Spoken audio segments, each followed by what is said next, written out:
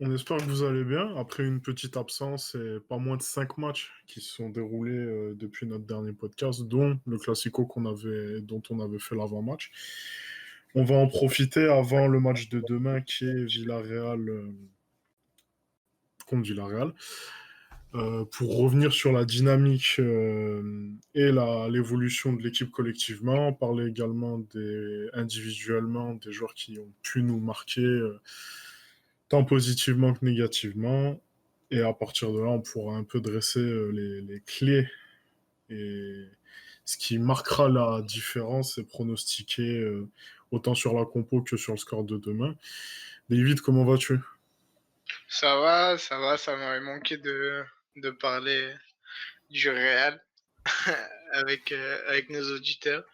Ça va, j'espère que tout le monde va bien. On espère que vous allez bien avec ce confinement, en espérant qu'il ne soit pas trop préjudiciable pour vous. On va commencer du coup par parler de la dynamique du Real. Du coup, on a vu 5 matchs. On a vu la victoire contre le FC Barcelone 3-1, où j'ai eu un excellent prono, puisque je pronostiquais au moins une défaite par 3 buts de différence. Du coup, David est ressorti grand gagnant on va dire, du pronostic. Et d'ailleurs, Non, j'avais que le buteur, j'avais pas le score. J'ai pronostiqué un partout. Ah, Mais j'avais. t'avais pas pronostiqué la Non, victoire? non, j'ai prononcé un partout avec Valverde en clé du match. Même pas en fait, j'ai même pas prononcé le buteur. Bon, du coup, moi je me rappelle que Gabin avait pronostiqué la victoire du FC Barcelone. 5-0. Du coup, on remercie Gabin pour ce fantastique pronostic et le pronostic de Yacine qui était On se rappelle plus parce que le podcast date il y a d'il y a 2 un ans. mois. On fait évidemment une bise à Gabin et Yacine qu'on remercie d'être venus apporter Que de l'amour pour eux. leur savoir. Et du coup, outre ce fantastique classico qui avait, bon, on aura peut-être le temps un peu d'y revenir en parlant plus généralement de ce qu'a renvoyé cette équipe à travers ces derniers matchs. Il y a eu le match ensuite en Ligue des Champions contre Mönchengladbach 2-2, qui a été un match assez, on va dire, spectaculaire dans le contenu. On a pu voir deux équipes qui se livraient totalement dans le jeu, même peut-être un peu trop, notamment pour Mönchengladbach. Ensuite, le week-end vient, on a pu voir un 4-1 victoire contre Huesca. Un match, en somme, je pense, dans le contenu où on n'aura pas grand-chose à apporter. Ensuite, on enchaîne vers le choc de ces poules de Ligue des Champions contre l'Inter de Antonio Conte, où le Real a gagné 3-2 avec, on va dire, une certaine maîtrise de son sujet, avant d'arriver à, on va dire, un match catastrophe, autant dans le score que dans le scénario, alors que pourtant, on aura peut-être des choses à redire sur le contenu, parce on y a vu des bonnes choses malgré tout.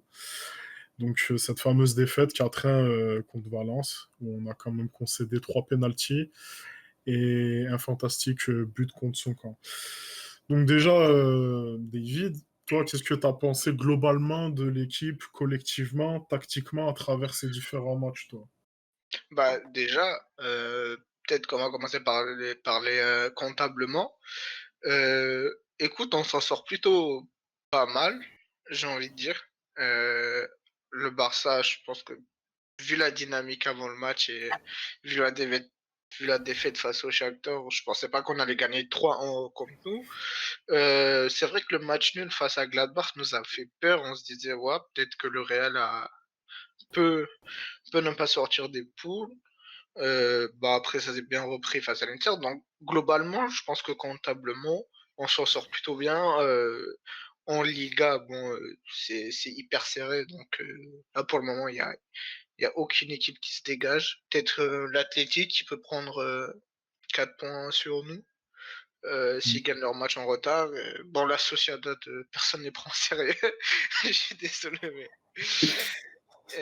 ça va pas Ouais. durer, je pense pas. Enfin, j'espère me tromper parce qu'il y a des Ah joueurs que ouais, j'aime ah bien, ouais. mais on va dire que seul Atlético comme concurrent Mm. est peut-être devant nous. Sinon, en Ligue des Champions, comptablement, comme je l'ai dit, on s'est fait peur face à Gladbach, surtout si on perdait le match. Mais là, vu que Inter avait fait nul face au Shakhtar, on s'en sort plutôt bien quand même. Je sais pas ce que toi t'en penses comptablement, si on pouvait mieux faire. Bah, alors, je suis allé du coup faire un tour sur le classement de la Liga. Je dois t'avouer que là, c'est un foutoir Ouais, non, mais au personne niveau se genre, des dégage. matchs joués par rapport à d'autres équipes. Genre, je vois la Sociedad, Villarreal, ils ont joué leurs 9 matchs. L'Atleti, ils en ont joué 7 ou 8. Le Barça 7, Ouais, c'est un bordel. pour le moment, on peut pas Ouais, c'est dégager assez, grand-chose. c'est assez dur de dégager, on va dire, quelque chose comptablement parlant.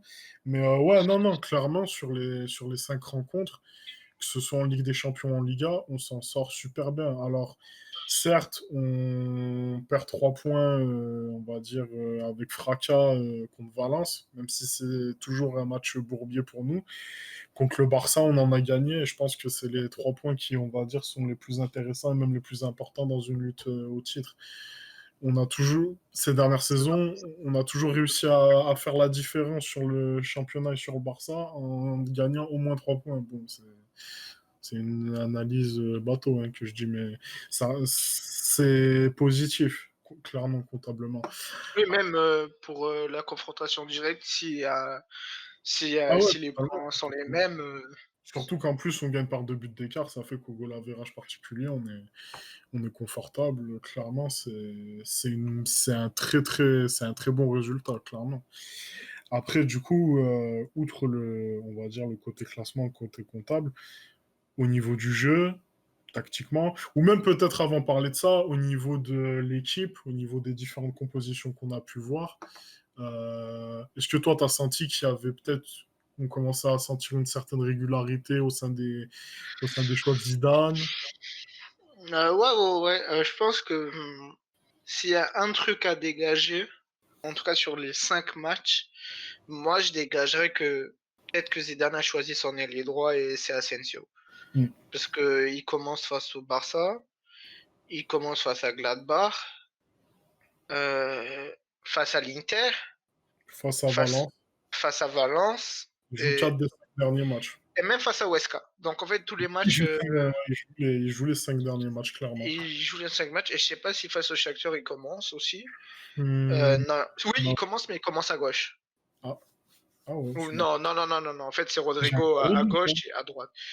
Même Cadet, je pense qu'il joue, si je ne dis pas de bêtises, parce que c'est le retour des internationaux. Ah non, il joue pas. Donc en fait, depuis Shakhtar, Asensio est l'ailier droit titulaire de Zidane. Du coup, ouais, contre Shakhtar, il avait joué, du coup. Enfin, il avait commencé. Il est titulaire. Ok. Donc c'est vrai que bon, c'est contestable.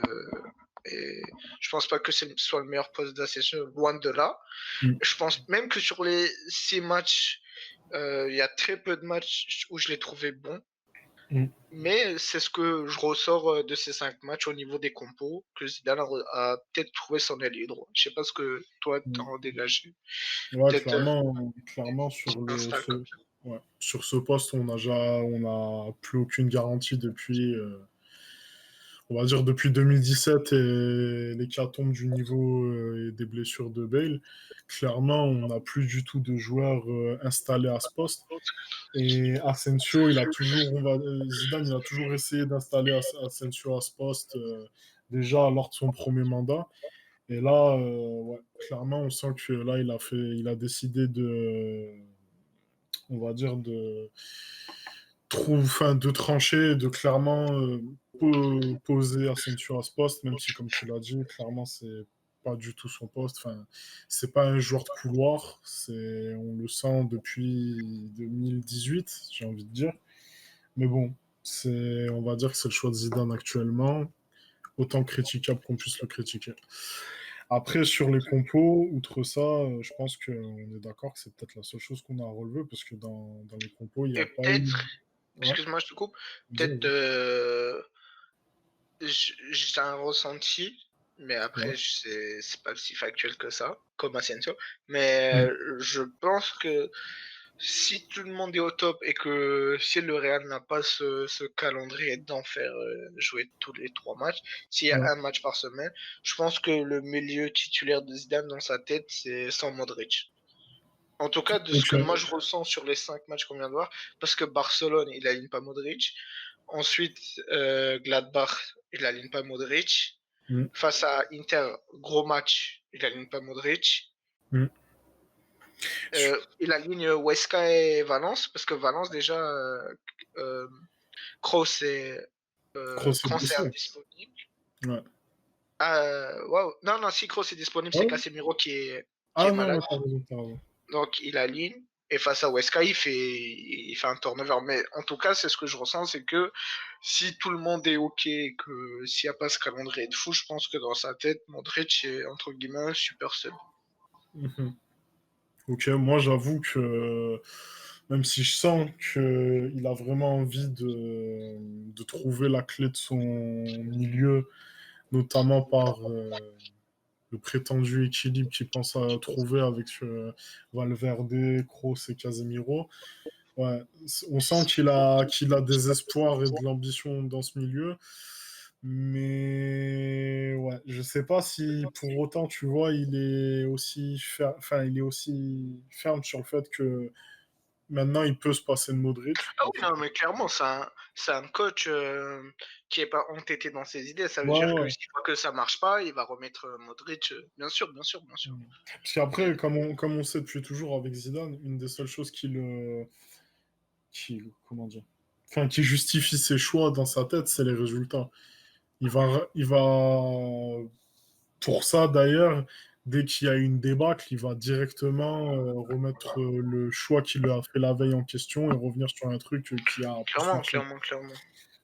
C'est un coach qui est très réactionnaire et même attentiste de ses résultats, c'est clair.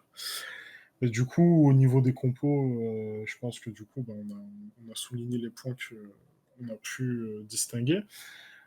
Au niveau du jeu, tactiquement, qu'est-ce qu'on a pu ressentir? Est-ce que toi, déjà, tu veux commencer là-dessus? Ouais, alors, comme pour les compos, je pense que je vais ressortir un truc global. En tout cas, un enseignement global, ça va être le, le fait de contre-presser beaucoup mieux que ce qu'on a fait sur les matchs précédents. Ouais. En tout cas, face à Gladbach, la première mi-temps, j'ai bien aimé. Face à non. Face à l'Inter, la première mi-temps, j'ai beaucoup aimé la façon d'aller les chercher haut, que c'était cohérent. Mm. C'était pas aller chercher haut pour aller chercher haut et le faire n'importe comment. On a récupéré énormément de ballons. Et Mm. face à Valence, les 30 premières minutes où Valence arrive quasiment à pas sortir de son camp. Donc, ouais, si j'ai un truc à ressortir, c'est le fait que le Real a retrouvé son contre-pressing, en tout cas une partie, et que ça fait plaisir parce qu'on avait même oublié, on n'avait même pas vu ça soit face à Cadiz, face à Valladolid ou même face au Betis. Mm. Ouais, c'est un point intéressant que tu soulignes. Alors moi, après, je suis un peu plus nuancé là-dessus, dans le sens où, effectivement, clairement, on a vu qu'il y avait une progression dans cet aspect-là. Moi, je suis un peu plus nuancé dans le sens où on a eu deux adversaires, on va dire, qui, de par leur idée de jeu, laissaient beaucoup d'espace. On va entre Mönchengladbach et l'Inter. Mönchengladbach, encore, je suis pas tellement étonné de leur prestation, dans le sens où on sait que c'est une équipe qui va jouer très haut, quitte à se faire surprendre ensuite en transition défensive. Mais j'ai été très déçu personnellement de la performance de l'Inter, surtout dans le plan de jeu, où vraiment j'ai trouvé que, enfin, comment dire, pour la faculté qu'ils ont quand même de pouvoir dicter le jeu, avec ce Real, ils auraient largement pu se permettre d'aller beaucoup plus loin dans l'ambition de jeu, plutôt qu'être attentiste de ce qu'allait faire le Real et limite, j'ai envie de dire, laisser le C'est ballon. là où je suis pas d'accord avec toi. C'est Ouais. que sur la première mi-temps, j'ai pas l'impression que l'Inter veut jouer bas. Je pense que le Real les accule avec un gros pressing devant et que Mm. eux, ils étaient limités à jouer comme ça et que là, on en parlait, mais je pense qu'un Mm. Lukaku, heu, aurait été là, ça aurait été pas tout à fait enfin, je pense que tu aurais un C'est autre vrai jugement du match de l'Inter. Parce que qu'offensivement, ouais. il aurait été un point d'appui, sur, la relance de l'Inter parce que bon, je suis pas tous les matchs de l'Inter, mais de ce que j'ai vu Mm. avec Conte, ils aiment bien en fait attirer l'adversaire, jouer un long ballon, mais pas un long ballon n'importe comment sur Lukaku, dos au but. Lukaku Mm. qui va garder le ballon, le bloc va remonter, ça va jouer en appui remise, Lukaku va partir derrière. Lautaro va partir derrière le défenseur. Donc en fait, comme tu n'avais pas ce point d'appui-là et que c'était Perisic et que Perisic, c'est pas du tout le même profil de joueur que Lukaku, en fait, je pense que c'est pour ça que tu as cette impression de dire, ouais, en fait, ils balançaient devant et il y avait leur ambition de jeu n'était pas aussi ouf que ça. Je pense que c'est pour ça que tu as ça. Mais je pense qu'avec un Lukaku, ça aurait été différent. C'est juste que là, ce profil-là manquait à l'Inter. Donc, ouais, c'est vrai que dans l'ambition de jeu, on pouvait être déçu de l'Inter. Mm. Mais moi, contrairement à ça, je pense que le Real est parti les chercher et que j'ai beaucoup aimé notre approche sur la première mi-temps Mm. où on s'est pas dit, c'était un match à gagner. Il Mm. fallait absolument gagner ce match. Non, Donc, clairement, ça c'est clair. le Real est parti chercher son match en allant jouer haut, en allant presser haut, en étant cohérent. Bah, après, moi, ce que je peux apporter sur là-dessus, bah, disons que ça a été fait, c'est bien que ça a été fait, mais genre, pour moi, c'est dans la logique. C'est-à-dire que si tu faisais pas ça, clairement, tu n'allais pas chercher la victoire. Alors après, c'est bête à dire, mais quand une équipe, on va dire, elle t'ouvre autant le jeu, notamment contre Mönchengladbach, pour le coup. Et là, on va dire, ça a plus été un choix de leur part que l'Inter, parce que comme tu l'as dit, l'Inter, elle a été un peu dépendante du coup de son absence de son œuf. Moi, je trouve que ça reste assez logique. Le contre-pressing, j'aurais aimé voir la progression, par exemple, contre le Barça ou bah, même contre Valence, même si ça a été une autre physionomie de match. Je trouve qu'on n'est pas encore comment dire, infaillible sur cet aspect. Alors après, c'est normal, on est encore qu'au début de saison. Ah, je suis d'accord avec toi, il est loin d'être parfait. Il est loin d'être parfait. Mais en tout cas, il y a une progression sur les Mm. autres matchs précédents Mm. où on en a pu en parler, que ce soit face au Shakhtar, face au Cadiz, au Valladolid, où là, en fait, tu voyais même pas, ne serait-ce qu'une bribe de contre-pressing cohérent. Ouais, c'est vrai, c'est vrai. Non, non, tu fais bien de le relever. Et du coup, Je sais pas bah, si toi, ce que t'en tirais quoi de positif sur le 5 matchs au niveau de notre progression collective. bah, sur la progression collective, je dirais que on a eu au moins on a déjà été plus clair offensivement que les derniers matchs où il y a eu des défaites où clairement, bah, contre Cadiz, où on n'arrivait à rien, où c'était brouillon. Le Shakhtar, j'en parle même pas, on marque même pas des buts dans le jeu en soi, comme l'avait relevé Yacine pendant le dernier podcast. Et là, on a quand même retrouvé un peu plus d'actions construites, de choses beaucoup plus naturelles. Maintenant, j'ai toujours les mêmes interrogations, que ce soit au niveau des transitions défensives, au niveau de la relance, au niveau de l'animation offensive. Et ça, c'est des choses qui sont persistantes, qui ne datent pas que du début de saison, et où je trouve que Zidane est encore trop laxiste sur ses défauts, notamment sur l'animation offensive, où il y a des, même s'il est contraint, par exemple, avec les absences à répétition d'Hazard, où je trouve qu'il y a des choix d'hommes, où je pense qu'il peut étoffer son animation ou même son entrejeu en faisant certains choix d'hommes. Aujourd'hui, bon, après, il a été aussi contraint par l'absence d'Odegaard. Et Odegaard, je pense que c'est un joueur qui va réutiliser par la suite. Mais j'attends de voir la suite. Moi, j'aimerais bien qu'il essaie enfin, de déroger ce 4-3-3 qu'il a pour habitude d'utiliser depuis tellement longtemps et qui le contraint à avoir un poste neutre avec le poste d'ailier droit d'Asensio et qu'il essaie d'autres formules qui soient beaucoup plus adaptées aux capacités, aux caractéristiques de ces joueurs. Je pense notamment à Valverde. Bon, on avait eu l'occasion d'en parler, je crois, je suis pas sûr. Mais pour moi, Valverde, aujourd'hui, c'est un joueur qui peut être déterminant dans l'approche que tu as de ton équipe. C'est-à-dire que avec ce joueur, tu peux arriver à mettre en place, par exemple, un double pivot avec Modric, où tu peux totalement libérer Modric balle au pied et lui permettre vraiment d'avoir une vraie influence dans le jeu. Et on sait que cette équipe, elle se porte jamais aussi mieux que lorsqu'elle a Modric libre, par exemple. C'est un des points où clairement il peut faire progresser l'équipe. Déjà en reconsidérant un peu le rôle de Valverde, par exemple. Mais après, ça passe par plein d'autres choses. Ça passe aussi par peut-être remettre en question certains de ses cadres. Ça, je pense qu'on va pouvoir en venir par la suite en parlant des individualités qui nous ont marqués positivement et négativement. Mais clairement, je trouve que Zidane, il est trop laxiste encore sur certains problèmes qui font vraiment défaut à cette équipe. Après, toi, je ne sais pas ce que tu en penses à ce niveau.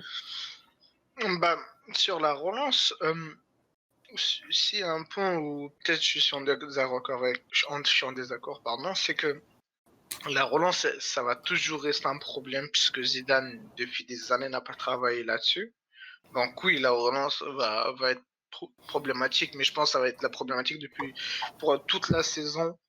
Et tant que Zidane sera là, ou tant que Zidane ne travaillera pas là-dessus, ou tant qu'on n'aura pas un 6 qui est bon juste tout simplement avec les pieds, même pas dans la tête quoi, justement dans les pieds. Mais le Mm. truc c'est que la relance, tu l'as si tu pars très bas euh, sur la partie terrain. Mais tu vois, face à l'Inter, j'ai pas trouvé un problème de relance.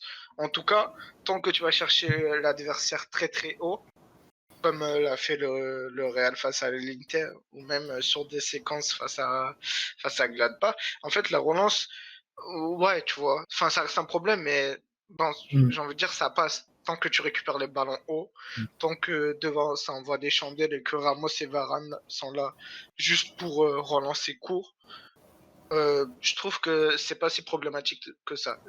Ce qui est problématique, par contre, c'est que face à des équipes, tu vois, par exemple, je suis très curieux de le voir face à Séville. Si Séville vont aller chercher haut, en fait, comment tu relances? Là, oui, là, je suis d'accord. Tant que l'équipe en face ne va pas te chercher haut, j'ai envie de dire ça va.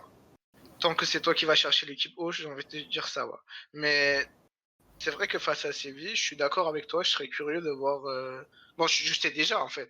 Je dis je suis curieux Mm. de voir, mais je sais déjà que la relance va être problématique, parce qu'elle a toujours été problématique sous Zidane, ou quasiment. Donc, ouais, je suis d'accord avec ça. Sur les transitions défensives, bah ouais, ça reste problématique. Même si face au Barça, c'était mieux, parce que Mm. bon, t'avais resserré un peu les espaces, le bloc était assez compact. Mais face à Gladbach, tu en souffres. Mm. Face à l'Inter, sur la deuxième mi-temps, tu en souffres. Après, sur la première mi-temps aussi, on a eu quelques-uns. Mais ça encore, si tu veux, j'ai envie de dire, c'est acceptable. Tant que tu te Ouais. découvres autant, bon, ben ouais, ok. C'est normal que sur une ou deux actions, ben, tu te fais manger en transition. Tu vois, j'ai Ouais, envie de dire, clairement, clairement. encore Sur- heureux. Si tu acceptes d'être déséquilibré, bon, ben, tu acceptes aussi d'encaisser une ou deux transitions. Tu vois, c'est une partie du risque. Mm. Surtout que tu fais bien de le souligner, parce que malgré tout, même si on avait un 6 qui clairement n'a plus de couverture sur les transitions défensives, tu as quand même eu le niveau excellent de Ramos qui a permis de pas mal compenser là-dessus. Donc effectivement, clairement, tu peux te permettre de découvrir autant et de t'exposer à ce genre de risque quand tu as un défenseur comme Ramos derrière qui peut veiller. Ou même un Valverde qui va faire des courses, qui va commencer. Ça Mm. encore une fois, je trouve que face à l'Inter ou face à Gladbach, j'ai envie de te dire, oui, c'est normal. Si c'est face à Huesca, face à Eibar, sans manquer de respect à ces équipes, mais bon, elles sont Mm. inférieures à l'Inter ou à Gladbach. Là, j'aurais un peu plus de mal à me dire, ah ouais, quand même, en fait, t'encaisses beaucoup. Parce qu'au final, l'Inter, tu vois, euh, bon, ça date, mais j'ai en tête qu'ils ont eu beaucoup d'occasions, mais là, je suis en train de voir, ils finissent à 0.7 de expected goals.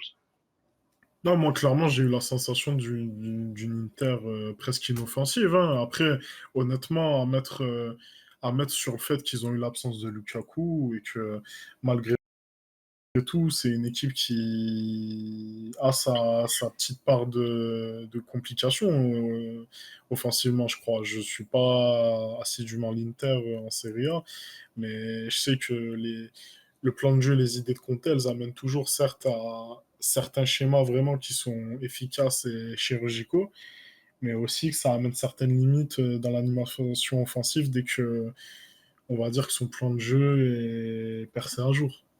Après, on va peut-être pas rentrer dans une analyse poussée de l'Inter Clairement, de Conte. l'Inter, j'ai vu que ce match-là en entier, donc Ouais, je peux pas juger. En tout cas, sur ce match-là, oui, c'est vrai qu'offensivement, ils étaient plutôt légers, même s'ils ont sur la deuxième mi-temps, ils ont eu leur occasion. Au final, si Mmh. Lautaro, si Perisic, ils négocient mieux leur occasion, ça peut faire Ouais. 3-2 pour eux au lieu de 3-2 pour nous. Mmh. Après, si je pouvais ajouter quelque chose sur ce match, c'est qu'après, c'est quand même dur de se dire on a vu Valverde qui a eu droit à des individuels de Vidal et Ashley Young sur lui, quoi. La bataille du flanc droit, ça a été quelque chose entre Vasquez, J'ai, Valverde, Asensio et ces deux-là. C'est. franchement, j'ai beaucoup de respect pour Vidal, en tout cas de ce qu'il a fait avant, pour parler de son match sous pression avec ballon. J'ai beaucoup de respect, mais j'aurais pas eu de respect, j'aurais évoqué son match sous pression avec ballon. On attend le match retour et voir si Isco, des fois, il serait pas titulaire, histoire qu'il nous le fasse encore danser, le Chilien à crête. Sinon, moi, à part ça, je pense qu'on a presque fait le tour pour ce qui est de, on va dire, de la progrès, enfin, de l'évolution collective sur ces 5 matchs. Moi, je rajouterais quelque chose, et je pense que c'est quelque chose que tu partages aussi avec moi. Certes, contre Valence, on perd 4-1, on perd de manière, on va dire, Ah oui, il faut évoquer ce match, oui. mais on a trouvé des choses intéressantes, ne serait-ce déjà que dans la compo, puisque Zidane a été quand même contraint d'aligner un milieu Isco, Valverde, Modric. Une attaque, sinon, après, qui est un peu moins surprenante. Enfin, Avec l'absence de Hazard, ouais. Du coup, il aligne Vinicius, Benzema et Asensio. On avait Marcelo qui était titulaire et il y avait aussi Vasquez à droite. On a vu qu'individuellement, il y a eu de grosses failles, notamment ben, Marcelo qui, bon, comment dire, à 3 ou 4 ans, je me rappelle plus, tentait un sombrero dans ses 30 premiers mètres. l'action la plus drôle du match. Et pourtant, il y a eu plein d'actions drôles sur ce match. Ah ouais, vraiment, ça a été quelque chose. Hein. Je pense que Marcelo n'a plus d'intérêt dans le football si ce n'est que de s'amuser, de se régaler hein, actuellement. C'est triste de voir un homme en or comme ça dans l'agonie, mais bon, parce que son match a été absolument apocalyptique. Sa Vinicius, saison est absolument apocalyptique. clairement, Je sais pas, ça fait mais mal de le voir dans cet état parce qu'il nous a tellement habitués à des choses légendaires que là, on lui pardonne, on lui pardonne. on lui pardonne évidemment, mais on aimerait bien le voir un peu moins dans cet état-là, quoi. Et sinon, Sinon, pour. Ouais, ouais, ouais, bah, j'allais te rejoindre sur le match de Valence. C'est vrai que quand tu regardes le score, tu te dis, waouh, 4-1, en fait, Valence a marché sur le Real. Même sur les expected goals, en fait, Valence, ils sont à 2,24 et le Real, ils sont à 1,60 et quelques. ouais. Mais au final, sur les 30 premières minutes, ben, on maîtrise le match, mais comme jamais, quoi. Enfin, comme Bah ouais, jamais. ah ouais, mais clairement, On le maîtrise très très bien et que le double pivot Modric-Valverde marche. Modric, 30 minutes, il se régale avec ballon. Il fait tout ce qu'il veut entre les lignes, avec Isco, Valverde. Il est dans la récupération. Mm. Franchement, on est bien. Alors, on n'a pas des occasions. Bon, ça, encore une fois, parce que face au bloc bas, on a toujours les mêmes difficultés. On va pas se répéter sur ça. Mais en tout cas, on maîtrise, c'est-à-dire on prend pas de transition défensive, défensive, pardon. Valence ne sort quasiment pas de son camp. On a le ballon, ça circule plutôt bien. Alors oui, il y a encore beaucoup de centres, mais ça, avec Zidane, on n'y peut rien. Mais en tout cas, il y a une progression. En tout cas, j'ai rarement eu cette sensation d'aller à Valence Mm. et de autant maîtriser à Mestalla, même si c'est un Valence qui était 16e avant le match, qui a perdu beaucoup de titulaires, qui joue avec des jeunes. Ok, mais en tout cas, le double pivot, par exemple, j'ai vu beaucoup de monde dire, ouais, sans Casemiro, on a vu, sans Kroos. Ouais, mais non, en fait, parce que les 30 minutes, le Real maîtrise plus que bien son match, quoi. Ouais, clairement. Et au-delà de ça, on a vu que offensivement, il y avait des choses qui étaient entreprises, même dans les petits espaces. On voyait Ah, Vinicius beaucoup plus proche de sa surface. On a vu Benzema qui a plus d'avantages combinés à avoir des intervalles. Bon, alors après, j'ai évoqué Vinicius. Malheureusement, le petit frère, face à Valence, je pense que c'est c'est- c'est le pic de ce qu'il peut faire en mal. ouais, Vraiment, malheureusement, c'est jusque. encore face au Barça, bon, tu vois, il fait pas un bon match, mais tu peux te dire que il a été pas mis dans les meilleures conditions. Là, franchement, c'était face à Valence, c'était compliqué. Clairement, clairement. Et là, c'est le point culminant, on va dire, de la mauvaise passe qu'il a traversé durant ces derniers matchs. Et bon, malheureusement, un petit regret, mais ça, c'est malheureusement parce que on n'a pas pu le voir à cause de blessures, mais ça aurait été encore plus intéressant de voir Hazard dans un match comme ça et dans une configuration comme ça. Clairement, clairement, vraiment, Surtout, c'est mon regret. C'est vraiment mon regret. Surtout qu'en plus, on avait pu voir qu'il avait fait des choses intéressantes sur ses performances, parce qu'il est revenu contre, il est rentré contre Mönchengladbach, il a fait une super rentrée, il a permis justement au Real de recoller au score. Il y a eu aussi son match contre Huesca qui est excellent. Contre l'Inter, est-ce qu'il joue? J'ai un doute. Ouais, ouais, ouais, il joue. Écoute, il est pas mal. Sans être fou, Moi, il est pas mal. je pense qu'on peut s'accorder clairement que son retour, il avait fait du bien. Il avait Ah, même été clairement, un ouais, top. ouais, ouais. C'est vraiment un Et regret qu'il ait eu ce mm, virus. Parce que moi, c'est vraiment mon souhait ultime, ultime, ultime, c'est de voir un double pivot Modric-Valverde, Hazard à gauche, et écoute, à droite, je sais pas qui. Mais bref, je voulais voir ce double pivot avec Hazard, bon, on l'a pas vu, mais mm, clairement, ouais, c'est peut-être sur les 5 matchs là, c'est mon plus gros regret de pas voir Hazard. En plus, comme tu as dit, il était plutôt bon. C'est pas comme s'il était mauvais ou quoi, c'est qu'il a été mm, bon avec un double pivot, avec un Real qui maîtrise à Mestalla. J'aurais aimé voir mm, ce que ça pouvait donner. Et juste, mm. parce que là, nos étudiants vont dire, ouais, mais comment ça se fait que le Real perd 4-1 alors que là, depuis tout à l'heure, vous dites que ils, ils ont bien joué. Bah, en fait, c'est que le match, c'est un sketch, quoi. Ah C'est ouais, que, clairement. c'est que euh, Vasquez concède un penalty débile, c'est-à-dire Mm. débile. Donc là, déjà, ça. En fait, le penalty est. Parce qu'il Il faut. renverse totalement la physionomie du Oui, match. déjà. Il Déjà. Et inverse le le truc, momentum. et le truc c'est que le penalty dure genre 5 minutes. Enfin, Yes, je sais pas si tu te rappelles. C'est ah que oui, oui, non, Courtois mais l'arrête en totalement, ça premier, a il est au-dessus. cassé. Donc en fait, ça casse Mm, toute la dynamique totalement. de la première minute. Et ensuite, arrive le, le contre-camp de Varane. Là aussi, ça prend du temps avec la Avant. technologie là-bas. Donc en fait, ça te casse tout le rythme Mm. déjà. Sortie de vestiaire, encore un péno. Bon, tu vois. Donc en fait, Ouais, ouais, t'as clairement, des c'est. enchaînements, t'as des enchaînements. Et donc, bon, après, à 4 ans, c'est foutu. Déjà, ils avaient joué face à l'Inter un gros match. Mm. Donc là, déjà, physiquement, t'es cuit. Puis en Mais plus, franchement, 4-1, là, on va pas faire un gna gna gna, c'est pas mérité. Mais c'est la pas du note est tout la dure. physionomie du match. C'est pas L'addition, elle du est très dure. Ouais, voilà, c'est pas du tout Puis surtout enfin, au final, on prend aucun but dans le jeu, clairement. Non, aucun. C'est ça qui est C'est dur même pas à que avaler.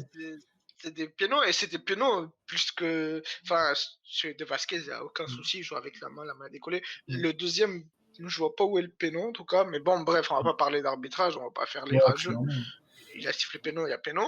Et ouais, en fait, c'est que En plus, c'est que c'est très cadencé en fait. C'est pas espacé où le Real a le temps de remettre son jeu en place. C'est que Peno, bam, 5 minutes après, but contre son contre, bam, mi-temps, retour des vestiaires, Peno.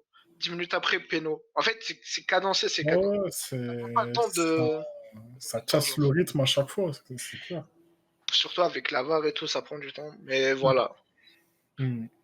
Bah écoute, je pense qu'on a fait assez on a plutôt bien fait le tour sur l'état collectif du Real à travers ces 5 matchs.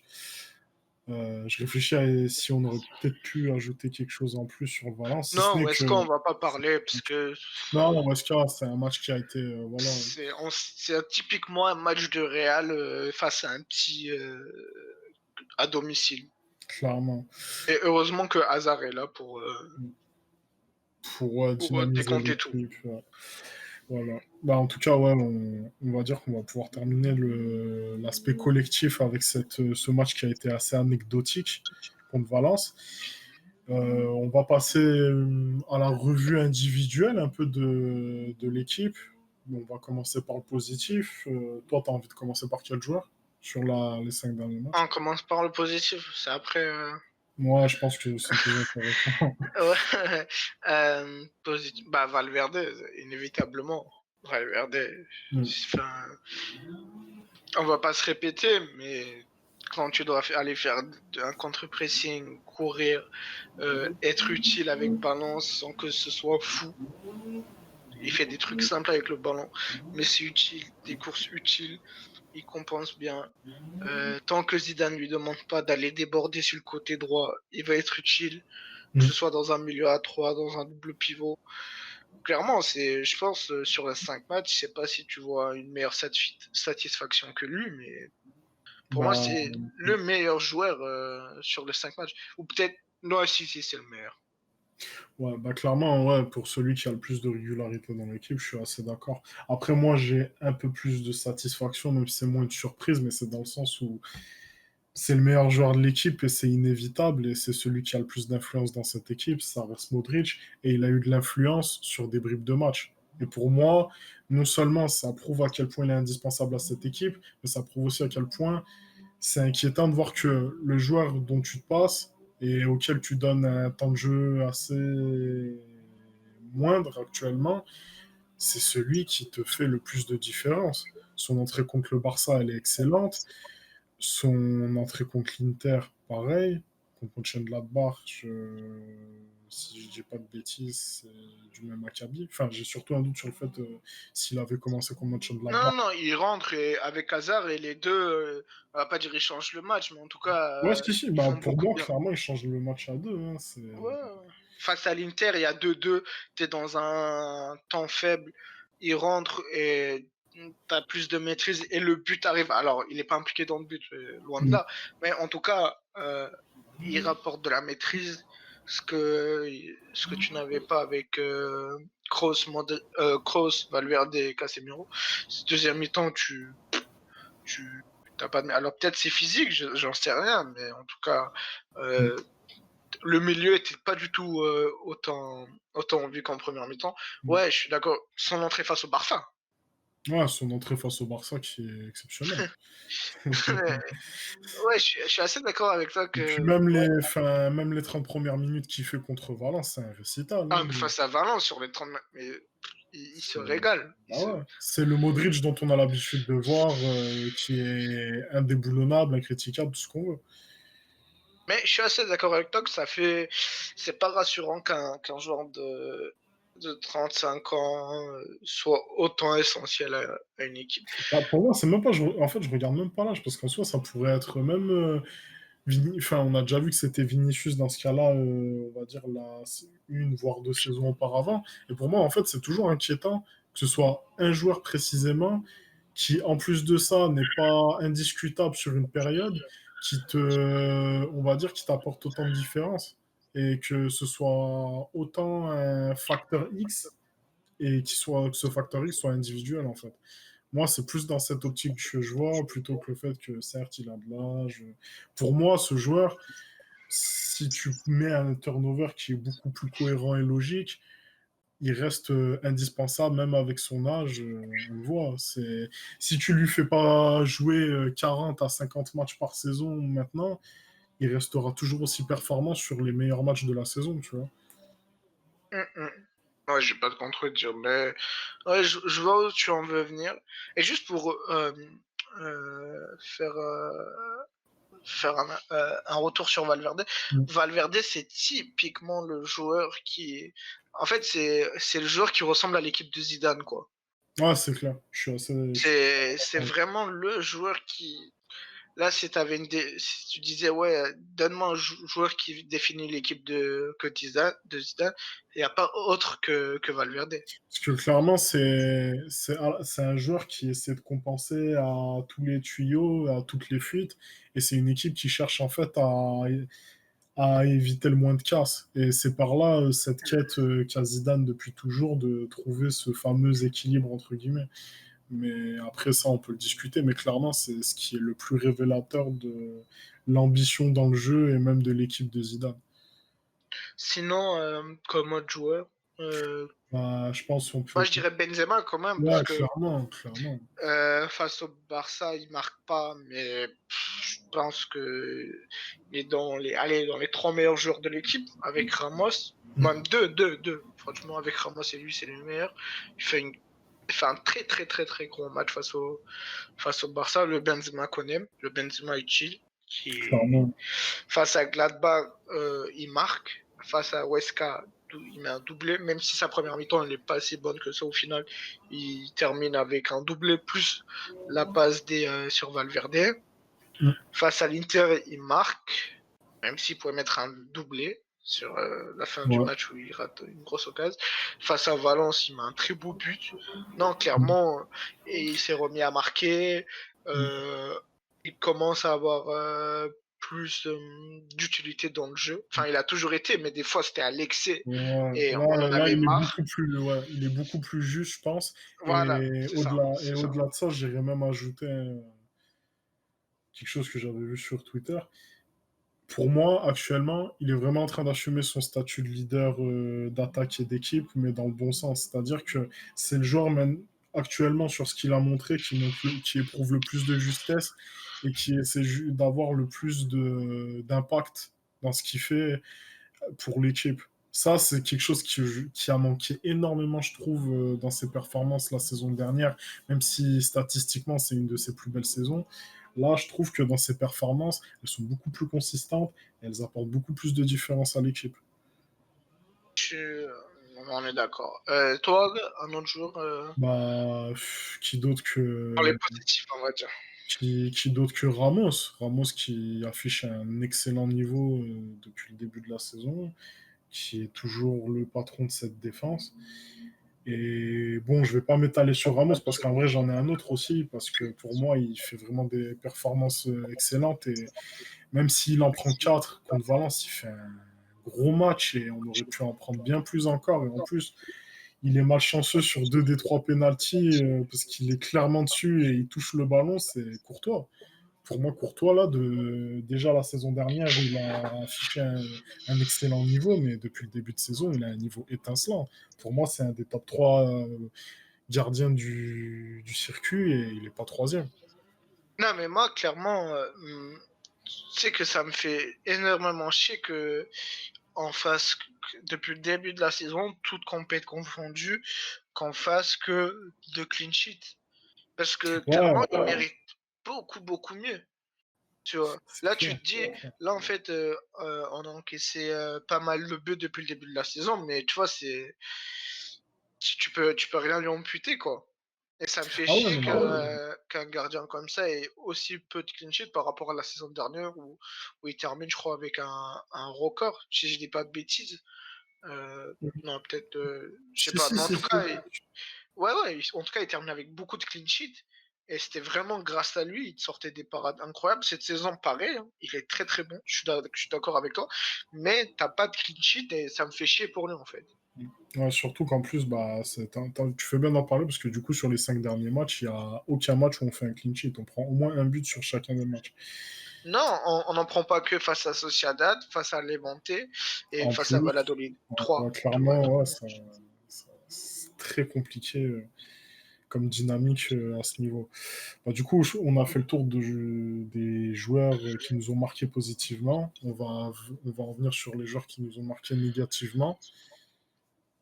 Est-ce que tu commences? Je commence. Est-ce que si je dis Casemiro, c'est Est-ce que, est-ce surprenant? que, est-ce que les gens vont être étonnés si on commence par Casemiro? Est-ce qu'il faut s'étaler sur Casemiro? C'est comme on s'étale pas sur Ramos sur le positif, est-ce qu'on s'étale sur Casemiro sur le négatif? Je sais pas. Non, je pense qu'on va faire quelque chose. On va En tout cas, j'ai inviter pas le. envie en fait. J'ai pas envie de me Ouais. répéter sur lui. C'est pour les gens qui nous écoutent pour la première fois, allez vous faire les autres épisodes. Ouais. Et je C'est dans la pense continuité. surtout pour ceux notamment qui ne suivent pas régulièrement le Real, j'invite vraiment les gens à se poser devant le Real et observer les performances de Casemiro parce que je pense qu'ils vont être très choqués de voir qu'un numéro 6 dans un club de ce standing se permette d'avoir des performances aussi médiocres. Je ne vais pas prendre de gants pour définir ses performances parce que clairement, pour faire un rapide résumé, il est mauvais balle au pied, il est mauvais dans les choix, il est mauvais dans le positionnement et le placement, il est mauvais défensivement, dans les transitions défensives où c'est censé être sa plus grande qualité. Il joue Bah, 10. euh, Franchement, j'ai pas envie de m'étaler sur lui. Passons, non, passons, clairement, passons. clairement, clairement, clairement.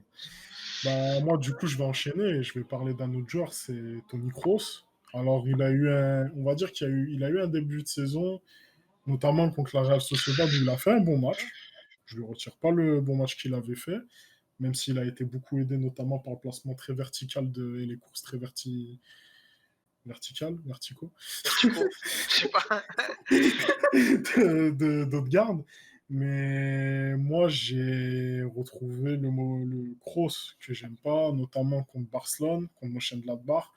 Un Kroos qui n'a aucune influence sur le jeu de son équipe, alors qu'en plus, en l'absence de Modric, c'est censé être lui qui dicte le jeu. Et on retrouve son manque de prise d'initiative, son manque de, ne serait-ce que pour casser des lignes avec une passe, parce que il ne prend pas la peine de jouer vers l'avant, et même, de par son manque de vision de jeu, il empêche des transitions offensives de s'effectuer, il nivelle vers le bas les performances de joueurs comme Vinicius, que ce soit dans l'apport par la passe ou même par ses projections, parce qu'il n'en fait aucune. C'est un joueur vraiment qui nivelle l'équipe par le bas lorsqu'il est dans ces performances-là. Et le problème de Kroos, et ça fait pas depuis que cette saison, ça fait depuis longtemps, il a beaucoup trop de performances de ce style. Et pour moi, c'est pas des états de forme, c'est des performances qui découlent de son manque de personnalité et de son jeu, tout simplement. Je suis très dur avec lui, mais le problème, c'est que c'est un joueur qui n'est jamais remis en question, et ce depuis longtemps, alors que d'autres milieux à sa place feraient vraiment un nombre de différences incroyables, à mon sens, surtout dans le jeu du Real. Euh, Face au Barça, je serais un peu plus nuancé sur son match Ouais, parce que sur la deuxième temps, je le trouve plutôt pas mal. Après, on peut pas lui enlever quelque chose, c'est qu'on en parlait en off aussi, c'est que à côté de lui, il joue avec un cadavre. Et ouais, c'est c'est sûr très qu'il n'est pas difficile de aidé, jouer avec un notamment cadavre défensivement. dans le football Euh, professionnel. C'est-à-dire que tout le monde n'est pas Modric et que même Modric, en fait, a du mal avec jouer avec Casemiro, mais même Modric qui est un monstre de, de verticalité, même lui, il a du mal. Même, enfin, on ok. va pas. J'ai pas envie d'être aussi dur avec Kroos. Par contre, moi, un match où il m'a saoulé, c'est face à Gladbach. Et il y a une action où j'invite ceux qui nous trouvent dur avec Kroos. Enfin, moi, depuis le début du lancement du podcast, je suis pas aussi dur que toi, même si Ouais. tu sais mon avis sur ce genre. Je vous invite à regarder une séance. C'est que c'est face à Weska. C'est que il a le ballon, il est assez haut sur le terrain, et t'as Hazard qui demande en profondeur. Et là, une intervalle assez clair entre le défenseur droit de Weska et le défenseur central. C'est-à-dire, Kroos, qui a une qualité de passe très très bonne, s'il veut, il la met à hasard. Tu vois. Parce que tu as Ouais. l'intervalle. Et l'intervalle, elle n'est pas petite. Faut souligner ça. Lui, il fait quoi? En plus, il le voit Hazard. C'est-à-dire, c'est pas comme s'il le voyait pas. Il voit Hazard partir en profondeur, l'a demander. Lui, il fait quoi? Il arrive, il temporise, et je crois qu'il fait un changement d'aile. Mais ça, c'est ce qu'on reproche. Pour moi, c'est le reproche le plus. C'est ce que je lui reproche le plus. Après, je lui reproche d'autres choses. Mais c'est ce manque de prise de risque dans ses passes, en fait. Et ça, moi, pour un milieu, en tout cas, moi, je suis très exigeant avec ces milieux top classe, comme il prétend l'être, enfin, qui l'est, sans doute. Enfin, mais à- manque de verticalité, et comme tu l'as dit, des fois, ça peut être nocif à l'équipe, en fait. Parce que même si l'équipe est pas bonne, tu vois, il y a des jours sans, le Real a plusieurs fois des jours sans, mais tu vois, un Modric, il peut te sortir de la merde par une passe, tu vois. Lui, il le fait pas. Et comme tu as dit, ça peut être nocif à l'équipe. Parce que je vous invite tous à regarder cette action. Après, on gagne le match, donc enfin, au final, c'est pas si grave que ça. Mais c'est très souvent ce qu'il fait, en fait. Bon, après, ouais, on gagne le match, enfin, on fait match nul plutôt, mais ouais, Non, totalement. je disais face à Weska. Ah, pardon, j'ai mal Quand je compris. dis Je que pensais c'est que tu face parlais à. de. Excuse, je pensais que tu parlais de mon de la barre, excuse. Non, c'est face à Weska. Ouais, non, Je mais. crois que c'est première mi-temps. Vers Ouais, peut-être la fin de la mi-temps. Ouais. ouais. Bon, moi, je t'avoue, alors, le match de Weska, j'ai des Euh, souvenirs très vagues. Enfin, non, Faut dire aux auditeurs que je tu me t'es rappelle. réveillé à la mi-temps. Mais bon.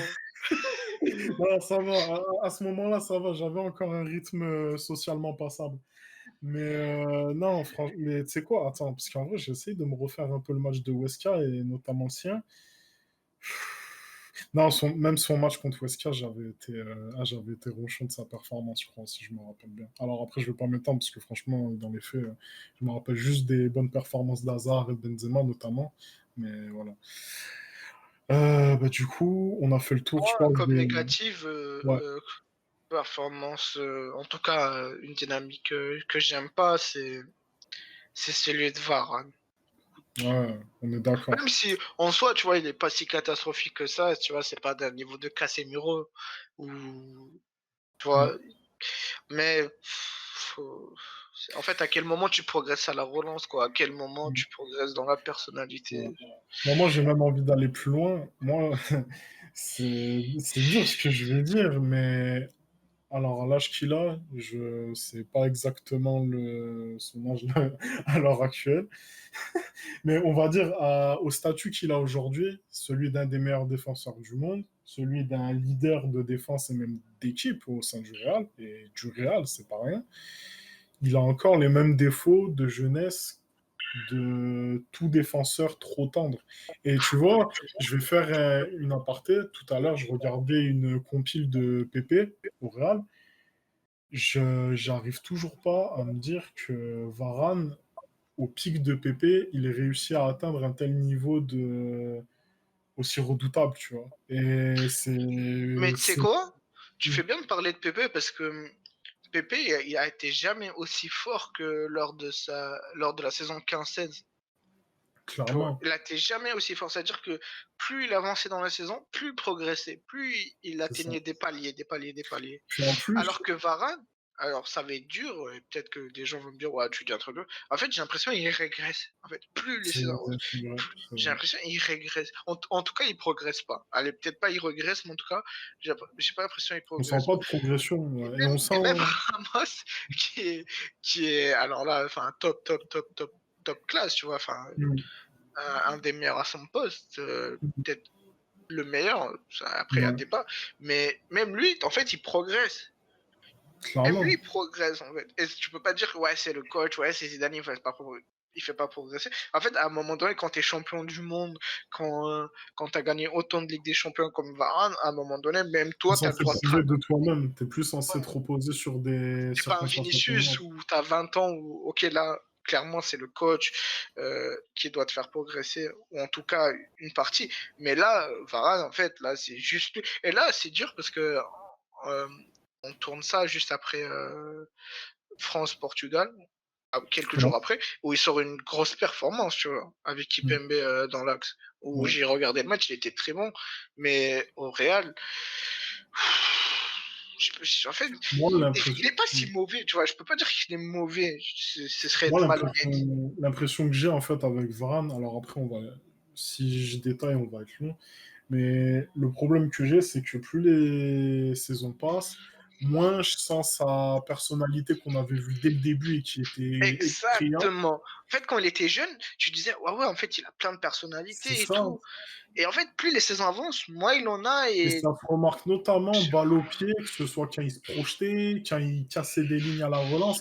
Quelque chose que, par contre, chez Pépé, il a gardé ça du début à la fin de sa carrière. Cette prise d'initiative, ne serait-ce qu'à la relance, où il jouait toujours vers l'avant. Bon, ça a coûté des buts, hein. C'est malheureusement le prix à payer parfois. Mais cette personnalité qu'a eu un joueur comme Pépé, alors au début en mal, mais à la fin qui a fini tellement bien, c'est ça. En fait, on a le chemin presque inverse en fait chez Varane et ça m'embête, tu vois, qui est un défenseur pour moi de son talent, parce que pour moi, Varane a un talent énorme, et notamment mais dans la, il a des capacités incroyables. pour Là, moi, dans en fait, la, là, on dit pas qu'il est nul, hein. Pour ouais, les gens, ouais, on dit pas clairement. qu'il est nul. C'est un très gros défenseur et quand il veut, même là, je viens de dire face au Portugal, il sort un gros match. Mm, C'est pas ça. C'est juste que on aimerait plus le voir prendre des risques balle au pied, avoir mm. plus de personnalité, peut-être même dans les duels face à des attaquants qui protègent bien leur ballon de haut but. Euh, quand il joue pas avec Ramos, Être un être un leader, leader. clairement. C'est ce qu'on aimerait voir, parce que ça fait quand même. Il est là depuis 2012. Tu vois, ça va Mm. faire 9 ans qu'il est au club. Et pourtant, moi, quand je vois sa meilleure saison qui a été lors de la dernière Ligue des Champions qu'on gagne, et en plus, par la suite, son énorme Coupe du Monde, qui a été le pilier du sacre de l'équipe de France, je me disais, mais il a clairement passé un cap, ça y est, il est même prêt à être un leader d'équipe. Et je me disais dans ma tête, parce qu'il y avait eu des rumeurs comme quoi, enfin, même pas des rumeurs, il avait clairement pensé à quitter le Real. Je me disais, mais ce mec, après maintenant, s'il a envie de quitter le Real, il s'impose n'importe où et c'est le leader même plus de la défense de l'équipe, n'importe où pour moi. Et là, ce qu'il montre depuis, c'est tout l'inverse. Et c'est limite. Alors, il a eu des bons passages, tu vois. Enfin, Oui, oui, euh, pas non plus. après Non, je suis d'accord. post-confinement, je le trouve très très bon, tu vois. La charnière, je la trouve hyper bonne avec Ramos, tu vois. Après, Je, beaucoup je la porté trouve par très très Ramos, fort. je trouve, Oui, mais toujours, évidemment, toujours. Mais lui, il était au niveau, tu vois. c'est vrai, c'est vrai. C'est tout ce qu'on veut dire sur Varane. On dit pas qu'il est nul, on veut juste voir une progression de sa part sans que ça Clairement, vienne. actuellement, il y a un regain de quelque chose, quoi. Parce que là, ça devient compliqué. Alors après, bon, on y viendra par la suite, on aura l'occasion, justement, de voir s'il serait capable un peu de montrer de meilleures choses, parce que demain, contre Villarreal, il va jouer avec Nacho, si tout se passe bien, parce qu'on a Militao et Ramos qui sont absents. Mais Militao, c'est sûr. Bah, moi, j'ai vu qu'il était absent. Après, je sais pas s'il y a eu une évolution ou quoi que ce soit. Je t'avoue, j'ai pas suivi, Parce que mais j'ai vu que Hazard et Militao étaient testés négatifs. ouais. Donc Je sais après, je sais pas. pas ils seront en forme physique, parce qu'ils Quoi étaient en qu'il arrive, en quarantaine. tout cas, on aura l'occasion de revoir Varane en leader de la défense, du coup, même s'il y a Militao à côté, parce que bon, Oui, on, oui, oui, en vrai, oui. En vrai, de toute oui. Que façon, ce soit Nacho ou on avait Militao, vu c'est la Varane même. Militao contre Shakhtar. Bon, ça a été un très mauvais résultat, mais on va dire que on va dire que demain, ben non, c'est pire en fait contre Villarreal, mais on va y revenir juste après, je pense. On va essayer de faire vite là sur peut-être les derniers joueurs qui nous ont marqué négativement. Je sais pas si déjà toi t'en as un en plus. Moi, j'en ai pas, non, Ouais. je te Bah laisse. moi, allez, dernier, c'est Mendy. Mendy parce que pour moi, il montre depuis le début de saison, on va dire, on va parler que du début de saison, parce que pour moi, c'est encore discutable sur la saison dernière, mais depuis le début de saison, il montre pas de bonnes choses, que ce soit défensivement ou offensivement. Je sais pas ce que tu en penses. Bah, moi, j'aurais plus accentué sur l'attaque. Ouais. J'entends ce que tu veux dire défensivement, même si ça a nuancé, tu vois, parce que face à Oui. Inter, il tient son duel face à Ashraf, donc pas de souci. Mais Mm. moi, c'est offensivement, je trouve j'ai beaucoup de mal avec lui. J'ai on en avait parlé, je crois, l'épisode, en tout cas le premier peut-être, le premier épisode. Mais Mm. en fait, c'est sa qualité de centre, ses choix de centre. Non, j'ai beaucoup de mal. Mm.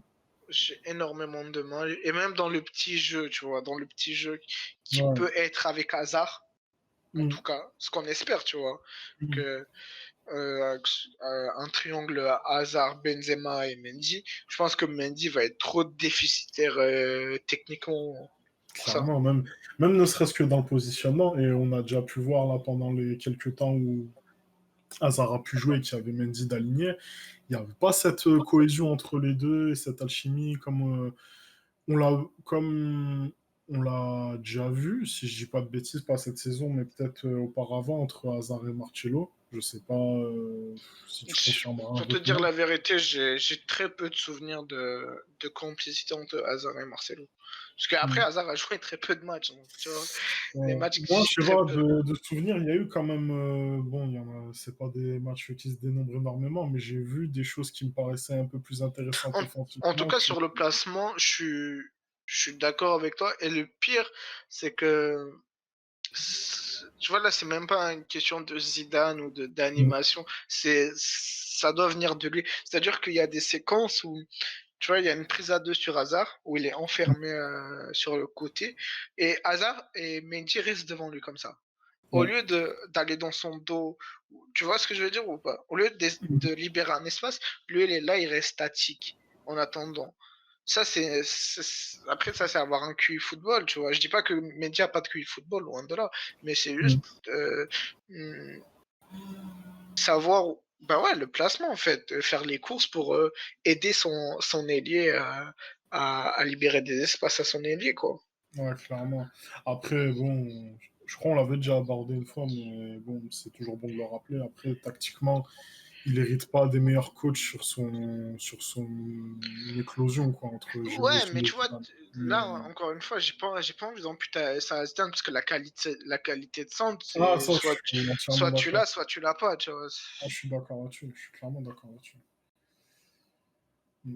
Bah Bon, écoute, ben, on a été complet. Après, peut-être un autre joueur. non, honnêtement, on a été complet sur le.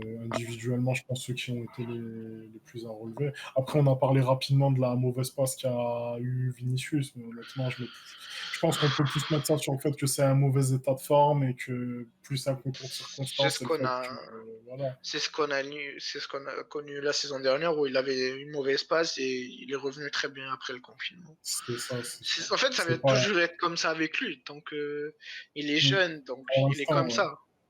Mm. Je suis assez d'accord avec toi. Ben, écoutez, je pense qu'on va rapidement maintenant parler du match Villarreal contre Villarreal demain, parce que ça fait déjà 1 heure de podcast. On voulait faire à peu près Ouais, ouais, assez ouais. rapidement. Ouais, ben, déjà, toi, quel compo tu pressens pour demain, du coup? Pour te dire la vérité, j'ai Si t'es aucun. en pressant une, hein, parce que... Je sais pas, j'ai vu Carvajal s'entraîner, donc je sais pas s'il est apte ou pas. Hmm. Et là, j'ai pas encore le groupe pour demain. Donc j'imagine qu'il est pas encore apte, puisqu'il vient d'une longue blessure quand En même. vrai, je crois qu'on a pas mal d'absents, hein, en vrai, demain. Oui, oui, c'est ça le problème, c'est-à-dire que là, tu me demandes un truc sur les compos, j'ai aucune idée de qui est apte et qui est pas apte. Non, mais en fait, franchement, je suis dans le même état que toi. Je ne sais pas pourquoi j'ai posé cette question. C'est que- je sais- Et- Même, c'est quoi, tout à l'heure, tu m'as dit Varane devait te le dire. J'ai lu quelque part sur Twitter que lui aussi s'était blessé. Donc, j'ai aucune idée de. Ouais, Donc, c'est. bon, déjà, c'est sûr que Benzema va jouer. Là, on est Ouais, tous je d'accord. veux dire que c'est un des cas certains qu'on verra demain avec. Valverde va pas jouer parce que il s'est blessé gravement. Ouais, c'est Euh, vrai. Je viens de me rappeler qu'il s'était blessé gravement. Oh au purée. péroné. Ouais. Modric, je suis pas sûr parce que quand même, il a enchaîné avec la Croatie. Là, du coup, je pense Casemiro, je suis pas sûr. parce qu'à choisir entre, je sais pas moi, parce qu'au milieu, on est très limité entre Isco et Modric, mais Modric, je pense. Bah, Odegaard, en vrai. En vrai, je pense que Odegaard va commencer Moi, demain. je pense que demain, il joue. Alors, à voir s'il joue à la place d'Asensio ou s'il joue dans le milieu à 3. En Mais tout cas, il joue, ouais. moi, je pense bien qu'il jouera. Enfin, vaut mieux, parce que sinon, là, tu te tires une balle dans le pied. Casemiro, s'il n'est pas testé positif, il joue. Ah non, Mm. non, non, non. Ça va être très très drôle demain. Et Je pense que ça va être très drôle et bah, en plus de ça, on peut parler rapidement Ramos de... n'est pas là. Ouais, Ramos c'est pas là. À Euh, gauche, bah, je Là, pense on je aura suis en train de voir. Mendy. Après, c'est flash résultat, mais bon, ça vaut ce que ça vaut. Je viens de voir que même Benzema est incertain. C'est exceptionnel. Avec Jovic qui a enchaîné 2 matchs à la suite en Ligue des Nations. Aïe, aïe, aïe, aïe. Oh, purée. Ouais, ça va Varane être, incertain aussi. de, Écoute, demain, je sais pas ce que t'en penses, mais on peut peut-être assister à un petit cirque encore, parce qu'en plus de ça, on joue Villarreal qui a aucun blessé. qui a aucun blessé, t'as de très bons Tout le joueurs. monde est apte. À chaque ligne, t'as des joueurs dangereux, que ce soit ou fiables. En défense, t'as pas Torres, même si c'est pas le défenseur qui peut faire le plus peur à Benzema.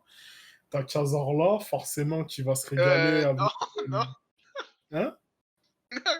Yo, Cazorla, il est plus là. Comment ça, il est plus là? C'est vrai qu'effectivement, il n'est plus joueur de Villarreal. À Je viens part de s'il me fait un rappeler. transfert express du Moyen-Orient.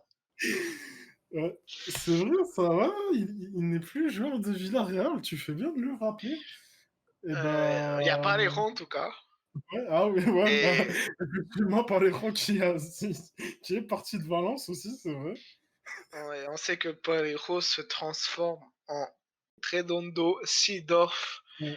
Pirlo, Bah, de Kaka toute en façon, même temps les face au joueurs Real. qu'on forme adorent nous pisser dessus, hein. C'est là. Donc, ouais, il y aura Parejo avec peut-être Trigueros. Moreno que je vois très dangereux face à Varane. Moreno ou Alcacer, peut-être les deux. Ah ouais, Euh, je pense non, que. clairement, franchement, j'ai aucune. Pour moi, je vois une défaite, clairement. Moi, je vois une Hmm. défaite. Si on s'en sort avec le match nul, c'est très très bien. Je pense que, ouais, et puis en plus. En plus, ils sont dans une bonne dynamique. C'est pas comme s'ils sont pas sur 4 victoires Ouais, d'affilée là. et puis là. C'est pas comme s'ils sont en deuxième. Ouais, totalement. Bah, alors après, on aura peut-être la chance que si on fait un mauvais résultat, que le Barça à côté en fasse un mauvais contre l'Atleti. Et Bah, généralement, en vrai, ce genre de mystique, ça nous arrangerait un match nul ouais, entre les c'est le deux. genre de mystique qui arrive souvent avec Zidane. Donc, pas impossible que malgré un Non, mauvais mais résultat, par contre, si on gagne à Villarreal avec autant d'absence, franchement, c'est une grosse performance. c'est un beau petit braquage, effectivement. C'est un gros performance si on gagne à Valence. Et surtout qu'après, le calendrier il est compliqué parce que on enchaîne avec l'Inter. Mm. Après, on a Alaves. Moi, ça devrait plutôt aller, même si le Real face à ce genre d'équipe à domicile, c'est toujours compliqué, quasiment. Surtout si tu as Après, des absents à voir là, par la ouais, suite. après on a Séville là-bas, Mm. donc très très compliqué. On enchaîne avec Atlético. Mm. Écoute, ça va être très Séville, intéressant de voir. t'as parlé de Séville aussi? Comment? Parler de Séville aussi, Ben, ouais. On a Séville. Séville juste après Atlético. Ouais, c'est vrai que ça peut être un tournant du calendrier, même un peu de la suite de la saison, selon comment sort le Real de cet enchaînement, surtout en Liga en vrai, parce que on va dire que si tu sors victorieux de l'Atleti et de Séville, en ayant gagné le Barça Waouh! quelques semaines avant, franchement, Franchement, là, ce serait tu, énorme. tu, tu prends de l'air, tu prends Ah beaucoup ouais. d'air. Moi, je te dis, ce serait énorme de gagner, d'enchaîner Euh, Séville et Atlético. En plus de ça, t'as l'Inter. Sachant qu'on aura derrière, du coup, on a derrière le match, on a derrière nous le match qu'il y a eu contre la Sociedad. Donc, un match qui n'a pas trop été imputable, Là-bas, ouais, là-bas. plus. C'est-à-dire que Villarreal, on va voir ce que ça donne demain. ça veut dire que tous les gros, ou quasiment, tu les Ouais. reçois en seconde partie du championnat. Le Barça, Normal. tu reçois. Séville, tu reçois. Alors Villarreal, tu reçois. après, la notion de recevoir actuellement dans ce contexte, je sais pas si ça a autant d'influence que d'habitude. Je sais pas ce Franchement, que tu tu sais quoi? Vite que le Bernabeu arrête les travaux. Parce que je suis d'accord avec toi que la notion de à domicile dans ce stade-là, d'entraînement. C'est quoi? C'est même pas que le fait du Non, mais stade, à je sais pas. Bernabeu, je sais pas, j'ai l'impression qu'à Bernabeu, face à un Alavés, tu vois, à domicile, je sais pas, Hmm. t'as plus d'espace, t'as plus de. Je vois ce que tu veux dire. Tu vois, Ouais. tu te sens plus serein que dans ce stade d'entraînement. Tu vois, Ouais. c'est Après, mal fait. ouais, je suis d'accord. Je suis d'accord. Mais ouais, ce serait très intéressant de voir l'enchaînement. Mais écoute, David, je crois qu'on a On fait est le tour, hein. pompier. Et hésite pas à voir l'affiche Mercato de Cazorla après le podcast. Attends, est-ce que j'ai bon si je te dis qu'il a signé à Al Sadd depuis? Al-Sad, est-ce que c'est pas l'équipe du Ouais, mec moins c'est fort que Modric? Ah, totalement, si, si, si. Bah, c'est ce que j'allais dire de l'espagnol aux cheveux qui piquent Il fait encore de la tectonique en 2020. exactement, et adepte de la C'est- toupie. La Beyblade catalane, on l'appelle ici. Bah écoutez, on va On vous finit laisser sur ces paroles honteuses. sur des paroles certes honteuses, mais des paroles sincères. Ouais, on va peut-être pas aller non plus aussi loin, mais Non, moi je continue aucunement. on parle pas non plus d'un moins curieux, on va dire. Bah écoutez, on vous remercie de nous avoir écoutés. On espère que ça n'a pas été trop long. On aurait voulu faire quand même plus long et plus concis. On a eu 5 matchs, on va dire, un peu derrière nous. On essaiera cette fois-ci de faire moins long et peut-être plus régulier. Je pense que c'est un bon pas à prendre pour la suite. Je sais pas ce que tu en penses. Ouais, faut qu'on progresse comme Varane. Exactement. Puis bon, si le calendrier des matchs il pouvait être un peu moins éreintant, parce Ouais, que que le calendrier nous laisse respirer, bordel. ce serait On n'en bien. peut plus, on n'en peut plus. Clairement, on a envie de se reposer un peu. Bah écoutez, on vous remercie. N'hésitez pas à liker, à commenter, à partager, à venir nous donner votre avis également sur Twitter, @savermerengue. Et puis on se retrouve pour le prochain podcast.